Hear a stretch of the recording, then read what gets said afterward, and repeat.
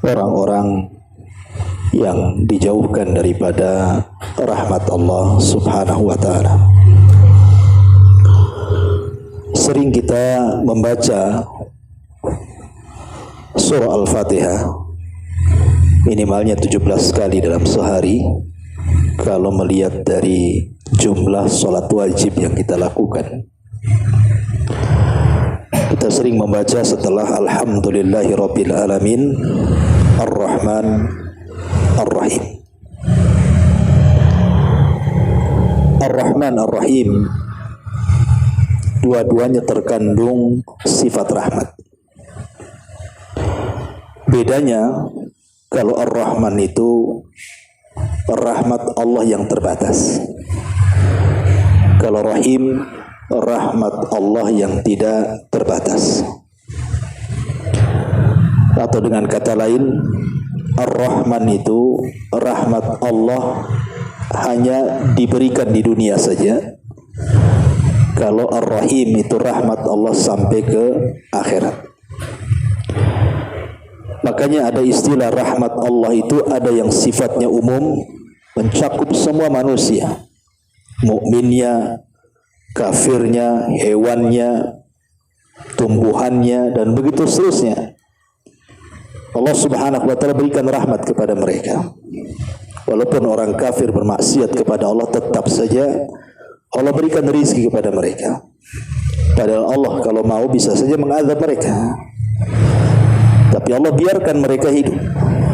Allah biarkan mereka tinggal, memberikan fasilitas, kehidupan, rizki yang banyak, kesehatan, dan begitu seterusnya. Itu merupakan rahmat dari Allah Subhanahu wa ta'ala.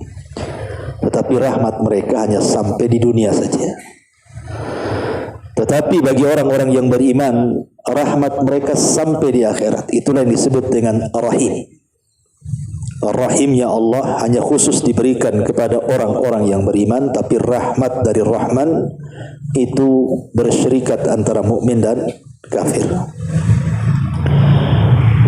Tentu bicara tentang rahmat Allah itu luas, seluas-luasnya. Bahkan ada seorang ulama generasi ketiga setelah sahabat tabi'in dan tabi'ut tabi'in, namanya Hammad ibn Salamah rahimahullahu ta'ala. Hammad ibn Salamah ini mengatakan, seandainya kelak pada hari kiamat saya disuruh untuk memilih dua orang yang akan memberikan rahmat. Maksudnya dua orang di sini, orang tua dan satunya adalah Allah Subhanahu wa ta'ala. Tentu bukan orang kalau Allah Subhanahu wa ta'ala, ya. Artinya kalau seandainya saya dihadapkan dengan Allah dan ibu saya kelak pada hari kiamat, kemudian saya disuruh untuk memilih siapa yang akan menghisab saya, maka saya memilih Allah Subhanahu wa ta'ala dibandingkan ibu saya. Padahal seorang ibu tidak mungkin memasukkan anaknya ke dalam neraka. Tidak ada orang yang mau seorang ibu itu mencelakakan anaknya. Tapi kata Hammad ibn Salamah, kalau aku harus memilih antara Allah dan juga orang tua, tentu aku memilih Allah untuk menghisab diriku. Kenapa? Karena rahmat Allah jauh dibandingkan kasih sayang orang tua kepadaku. Karena Allah Subhanahu wa ta'ala ketika menciptakan rahmat itu, Allah ciptakan 100 rahmat. Jadi yang satu itulah yang kemudian diturunkan ke bumi. Yang 99 rahmat itu Allah simpan kelak pada hari kiamat. Yang satu saja kita bisa melihat luar biasa, di mana orang tua sayang dengan anaknya, binatang juga sayang dengan keluarganya, dan begitu seterusnya. Bagaimana kalau seandainya pada hari kiamat bukan hanya satu rahmat, tapi digabungkan dengan 99 rahmat? Bagaimana kasih sayangnya Allah kepada hambanya? Makanya kata Hammad ibn Salamah, saya memilih Allah yang menghisab diriku dibandingkan ibuku. Ya, karena luasnya rahmat Allah Subhanahu wa taala. Makanya ada seorang sahabat namanya Amr ibn As radhiyallahu an, pemimpin Arab, pemimpin orang-orang musyrik. Itu telat masuk Islam. Dia masuk Islam berbarengan dengan Khalid bin Walid. Jadi setelah 20 tahun lewat, kawan-kawannya banyak masuk Islam. Jadi selama Nabi SAW 13 tahun loh di kota Mekah, Amr ibn As ini tidak juga masuk Islam. Ketika Nabi SAW hijrah ke kota Madinah pun tidak juga mau masuk Islam. Sampai ketika Rasul sudah 7 tahun, maknanya sudah lewat 20 tahun Rasul berdakwah itu, barulah tergerak Amr ibn As ingin masuk Islam bersama Khalid bin Walid. Ketika datang menghadap Nabi SAW, Khalid langsung berbaiat dan masuk Islam. Tapi Amr bin As ini nampaknya ragu-ragu dia. Sehingga Nabi SAW bertanya, apakah engkau ragu-ragu wahai Amr ibn As dengan agama yang kubawa? Kata Amr bin As, tidak, aku tidak ragu-ragu. Tetapi aku hanya ingin minta syarat sebelum aku masuk Islam. Kata Nabi SAW, syaratnya apa? Wahai Rasul, kamu sudah tahu apa yang aku lakukan terhadap kaum muslimin. Karena ketika para sahabat yang pertama hijrah ke Habasyah, yang menyusul dari orang-orang kafir Quraisy itu Amr bin As, yang meminta kepada Najasyi itu untuk dikembalikan orang-orang Quraisy itu. Jadi betul-betul menghalangi dakwah Islam. Jadi teringat dosa-dosanya. Dia sudah memusuhi para sahabat, memusuhi Nabi SAW. Sehingga kemudian Amr ibn As ini minta syarat kepada Nabi SAW. Rasul, saya siap masuk Islam, tetapi apakah setelah aku masuk Islam Allah akan mengampuni seluruh dosa-dosa yang pernah kulakukan, di mana aku memusuhi dirimu, memusuhi para sahabatmu, sampai mengejar sahabatmu yang lari ke Habasyah, aku pun sampai ke Habasyah gitu ya. Apakah masih ada kesempatan aku diampuni dosa-dosaku yang banyak ini? Fatabassama Nabi sallallahu alaihi wasallam. Rasul hanya tersenyum saja. Kemudian mengatakan, ya Amr, innal islama tahjubu ma qabla. Dengan engkau masuk Islam itu cukup untuk menghapuskan semua dosamu. Makanya beruntung orang-orang mualaf itu. Kalau mereka bisa masuk Islam, berarti dia habis dosanya, mulai dari nol lagi. Kemudian Nabi SAW mengatakan, ya Amr, semua manusia masuk Islam, tetapi kau hanya sekedar masuk, kau tidak hanya sekedar masuk Islam, tapi kau sudah menjadi seorang mukmin. Bukan saja aslam, tetapi aman. Kau sudah beriman kepada Allah dan Rasulnya. Artinya lebih tinggi dibandingkan Islam kalau iman itu. Ya. Dari sini menunjukkan bahwa Nabi SAW ingin mengajarkan kepada Amr ibn As untuk tidak pernah putus asa dari rahmat Allah Subhanahu wa ta'ala. Karena saya pernah didatangi seorang ibu. Dia stres hidupnya. Jadi setiap malam itu mikirin dosanya saja. Satu sisi dia takut mati, sisi lain dia teringat dengan dosanya sehingga stres. Seolah-olah dosa yang dulu pernah dia lakukan kan, tidak akan diampuni oleh Allah Subhanahu wa taala.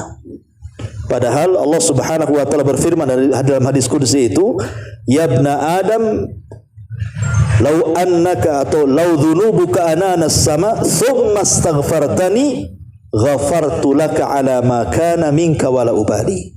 Wahai anak Adam, kalaulah seandainya dosamu membumbung sampai ke langit, kemudian datang kepadaku meminta ampun, ku ampuni dan aku tidak peduli dengan dosamu. Menunjukkan apa? Rahmat Allah itu sangat luas. Karena Allah itu mendahulukan rahmatnya dibandingkan kemurkaannya. Bahkan kalau seandainya kita berpikir secara logika ya, ada orang di zaman Nabi Shallallahu Alaihi Wasallam namanya Usairim.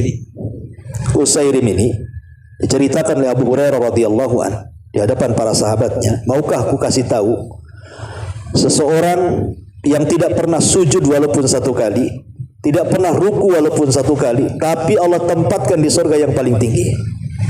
Kata sahabat, mana ada wahai Abu Hurairah? Kata Abu Hurairah, ada, namanya Usairim.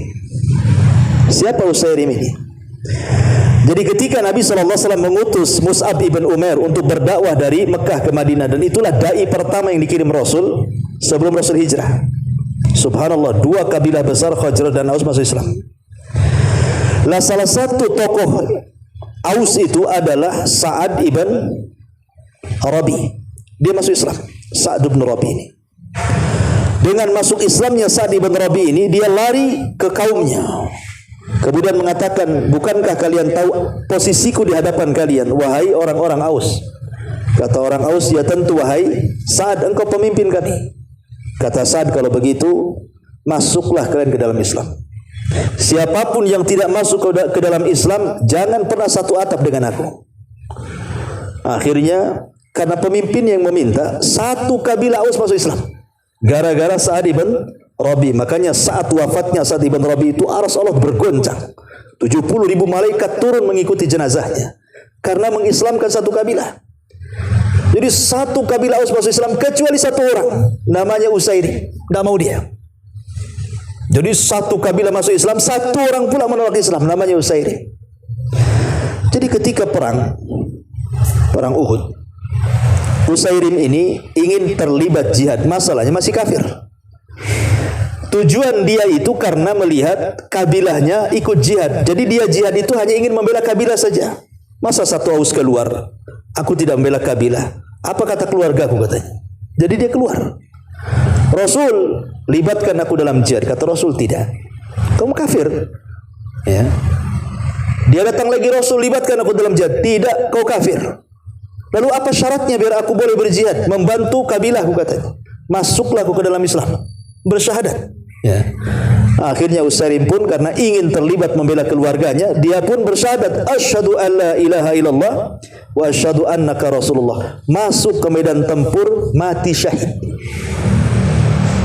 Kata Nabi SAW, aku melihat Usairim di surga.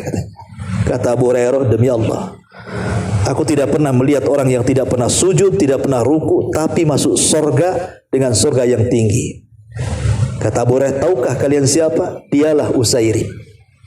Pertanyaannya, Usairim ini tidak pernah sujud, tidak pernah ruku. Amalannya cuma satu, jihad, kemudian masuk, mati syahid.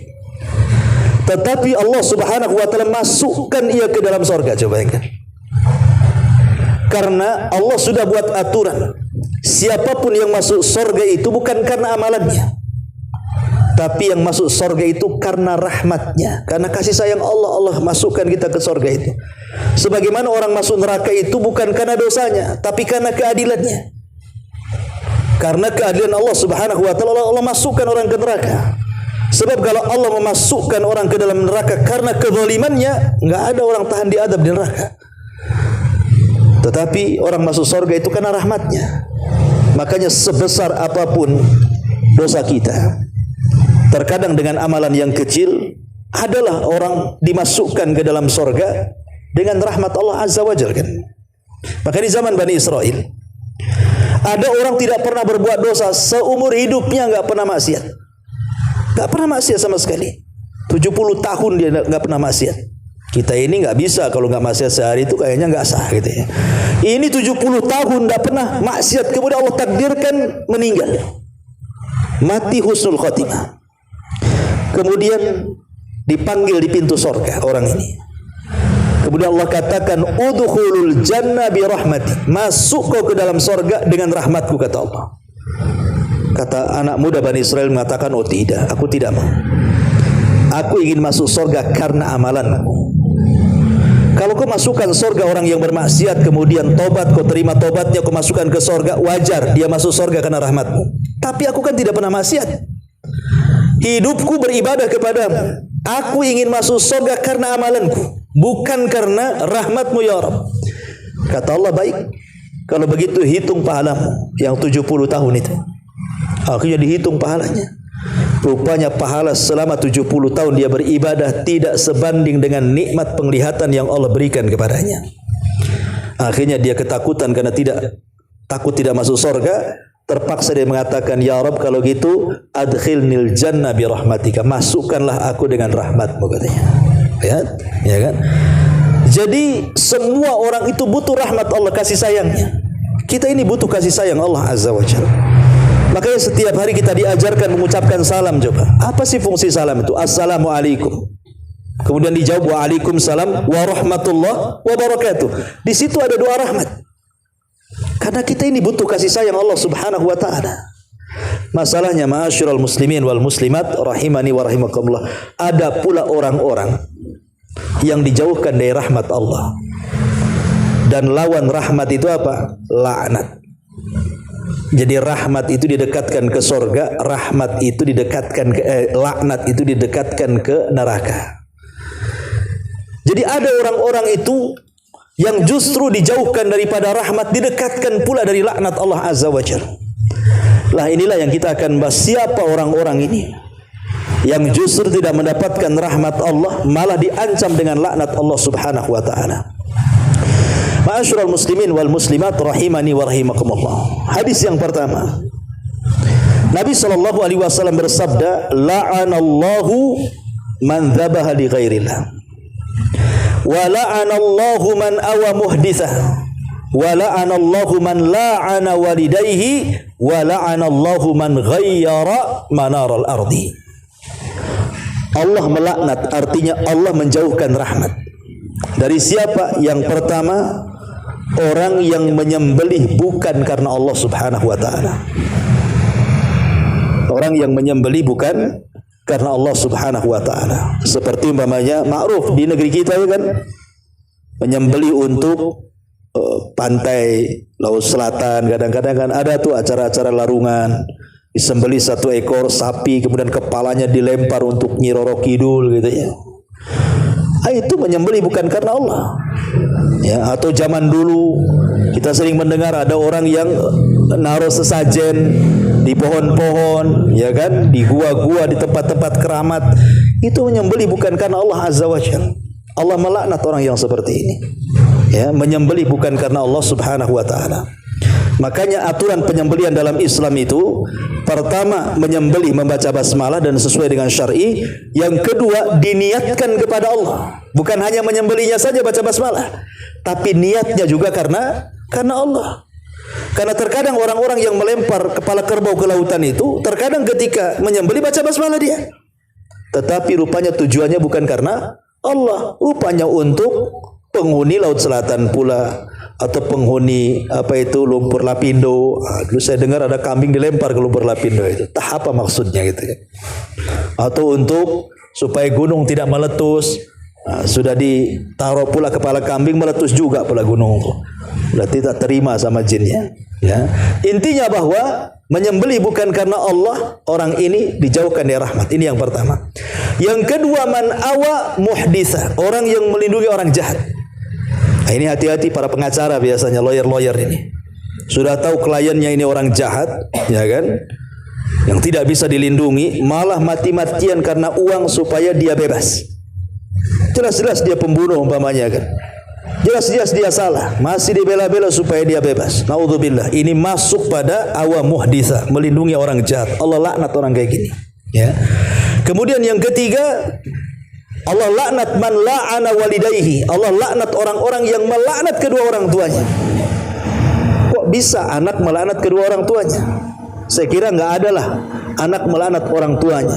Kalau zaman dulu, kalau zaman sekarang ya mungkin banyak kan anak melaknat kedua orang tuanya. Tapi maksudnya di sini artinya kan melaknat orang tua itu ada dua macam. Ada secara langsung, ada tidak secara langsung. Ya secara langsung mungkin seorang anak memaki orang tuanya, itu langsung tuh. Tapi ada juga tidak secara langsung. Maksudnya apa? Kita melaknat orang tua orang lain, kemudian anaknya tidak terima, melaknat pula orang tua kita. Banyak kita menghina orang tua orang lain. Oh dasar kamu itu, orang tuamu bajingan kan itu.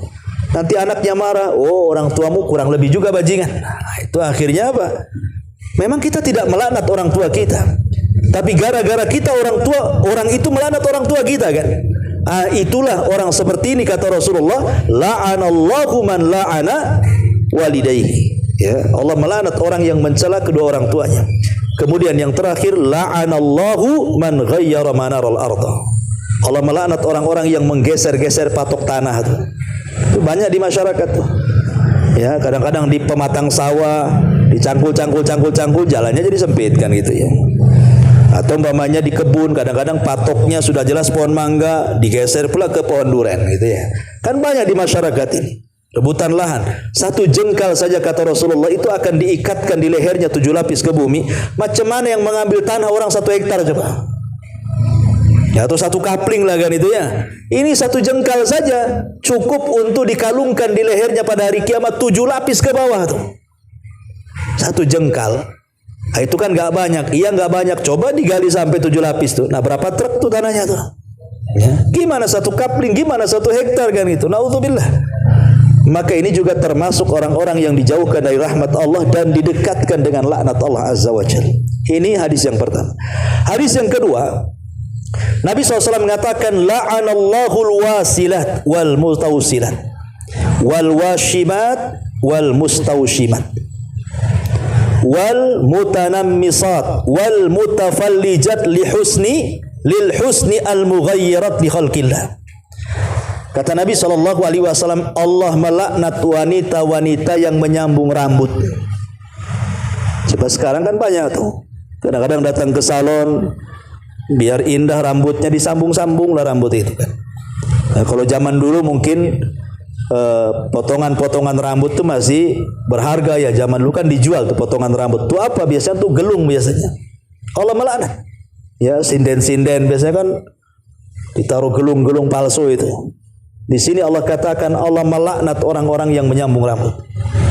Kemudian Allah melaknat wanita-wanita al-washimat wal mustawshimat, yang bertato dan yang mentato. Yang tadi yang menyambung dan yang menyambungkan. Nah, sekarang naudzubillah ya.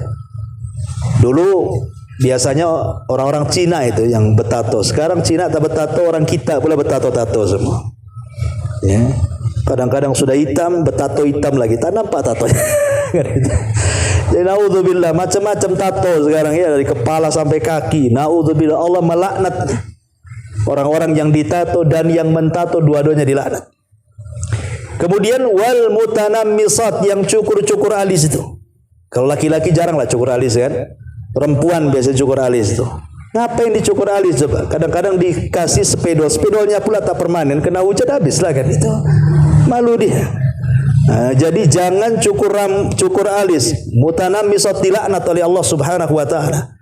Kemudian al mutafallijat lil husni, yang meratakan gigi. Mungkin sekarang ini pakai bekel istilahnya.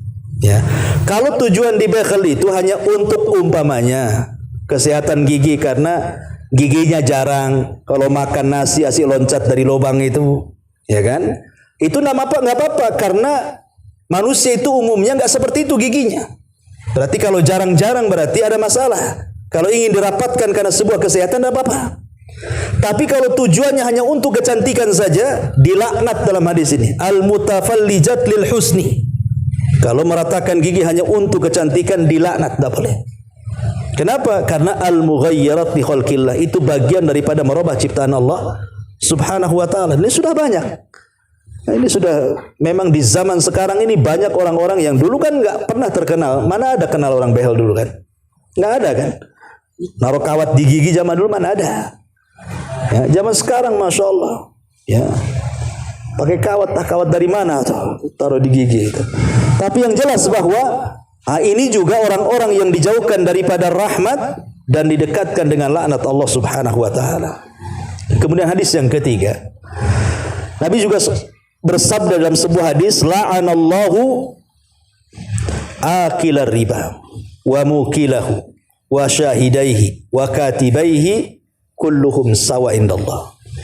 Allah melaknat para pemakan riba, yang ngasih makan riba, yang menyaksikan riba, notarisnya, yang mencatatnya, semua sama hukumnya. Dan sekarang naudzubillah, ya, yang namanya riba itu luar biasa sekarang ini. Sampai sering saya istilahkan, riba itu bukan hanya di bank-bank saja, sampai ke tiang listrik ada riba. Pohon pisang ada riba, pohon mangga ada riba. Silahkan pinjam sekian, bunganya sedikit. Nah itu tempel di tiang listrik. Bayangkan, riba sampai ke tiang listrik. Sampai ke pagar-pagar rumah, sampai ke tembok-tembok tuh. Ya silakan gadekan STNK macam-macam, bla bla bla bla kan itu. Memang riba ini sudah mendunia, kita tidak bisa lepas dari situ. Makanya kata para ulama, kalaupun kita tidak bisa menjauh 100%, ya minimalnya dikurangilah. Karena bagaimanapun riba ini dekat dengan laknat dan jauh daripada rahmat Allah Subhanahu wa taala. Kemudian juga Nabi SAW juga mengatakan la'anallahu ar-rasi wal murtasi. Allah melaknat para penyogok dan yang disogok. Dan sekarang masyhur, mau jadi pejabat saja nyogok, mau masuk ke PT aja nyogok, mau masuk jadi jabatan ini nyogok, semua main sogok sekarang ini. Buat KTP saja biar cepat nyogok, buat SIM nyogok, semua serba nyogok sekarang ini. Ya, katanya itu jalan pintas, iya tapi tak pantas gitu ya. Yang pantas kan seperti itu. Ya, kecuali kalau seandainya nyogok ini terpaksa karena mengambil hak, maka dibolehkan. Tapi kalau sengaja ini tidak boleh. Ya. Kemudian juga Nabi SAW mengatakan juga la'anallahu al-mutasyabbihina minar rijali bin nisa wal mutasyabbihat minan nisa'i bir rijal. Allah melaknat laki-laki yang menyerupai perempuan atau sebaliknya. Subhanallah, kan sekarang lihat. Ya. Ini memang fenomena menyerupai laki-laki perempuan atau perempuan laki-laki, subhanallah, sudah merata. Lihat sekarang para perempuan itu yang pakai celana lepis, pakai jeans, ya. Jin itu ada di celana itu, lalu pakai jin. Subhanallah, coba. Laki-laki mau beli jin habis di borong perempuan. Ini kan masalah ini. Ya. Mulai dari pekerjaan yang harusnya dikerjakan laki-laki jadi perempuan. Saya pernah lihat di YouTube itu, sampai di Malaysia itu tukang-tukang bangunan itu perempuan. Helpernya laki-laki, tukangnya perempuan, naudzubillah. Itu kan pekerjaan-pekerjaan laki-laki kan gitu ya. Bukan hanya sampai ke pekerjaan, sampai ke penampilan. Ya, munculnya bencong-bencong kaleng gitu kan. Saya ini pengalaman pagi-pagi, saya kan ngisi subuh di Nurul Hidayah ini. Ya, saya tidak tahu kan. Jadi saya dari Tiban itu jam 3:30 sudah berangkat. Jadi karena ngantuk berat, memang ngantuk, kurang tidur kan. Jadi sebelum rumah sakit Ummul Fatimah tuh, ya kan? Hadis itu kan banyak ruko-ruko tuh. Jadi karena ngantuk sekali dan belum subuh, masih ada sekitar 20 menit lagi. Jadi saya sengajalah mampirkan ke pinggir tuh. Tidurlah sebentar. Memang kaget, kaca pula diketuk-ketuk. Bang kan itu kan. Ini siapa ini? Ditengok bencong. Bang, langsung naik gas, langsung pergi saya. Subhanallah, subuh-subuh kiroa masih pula bergantayangan tuh bencong kaleng tuh. Saya kira bang ini apa kan itu? Pas dibuka jendela, Masya Allah, hantu pula yang nengok tuh. Apa enggak tancap gas kita? Nah, ini kan fenomena enggak jelas ini. Ya, rupanya gudangnya di Batu Haji pula, hati-hati untuk melewati itu. Nanti dipanggil bang pula. Saya sudah bang dipanggil bang pula kan. Jadi dari sini bahwa memang fenomena seperti ini luar biasa LGBT ini. Ya. Dan mereka adalah umat yang dilaknat sejak zaman Nabi Lut alaihi salam. Diazab oleh Allah Subhanahu dengan azab yang belum pernah terjadi sebelumnya. Makanya kita sayangkan kadang-kadang pemerintah janganlah melegalkan undang-undang LGBT, kawin sesama jenis dan begitu seterusnya. Ini mengundang azab. Ya. Makanya kenapa Nabi SAW mengatakan la'anallah, Allah melaknat. Padahal di sini yang menyerupai pakaian saja itu sudah dilaknat, apalagi sampai berzina. Makin dilaknatlah kan itu. Ya, makanya saya nasihatkan bagi antum yang baik yang akhwat atau yang ikhwan, kalau punya anak laki-laki janganlah dikasih mainan perempuan, atau punya anak perempuan jangan pula dikasih mainan laki-laki. Masa anak perempuan dikasih robot-robotan, dikasih motor-motoran, suruh ngetrek apa anak itu?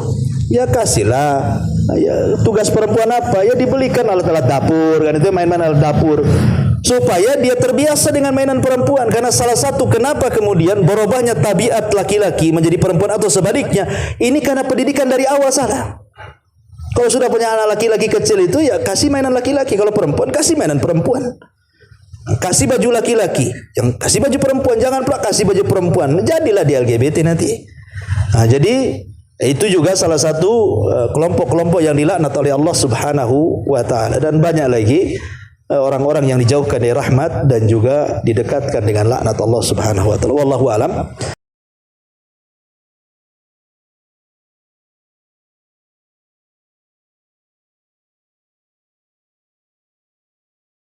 Subhanallah walhamdulillah wa la ilaha illallah wallahu akbar. Subhanallah